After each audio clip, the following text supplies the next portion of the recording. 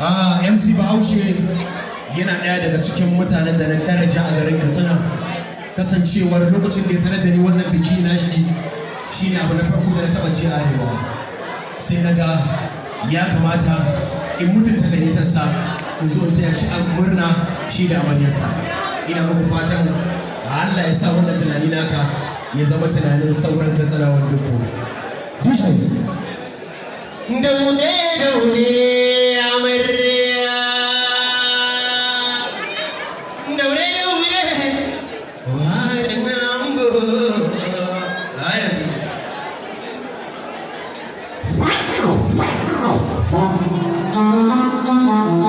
Abdullah Magasiri waki.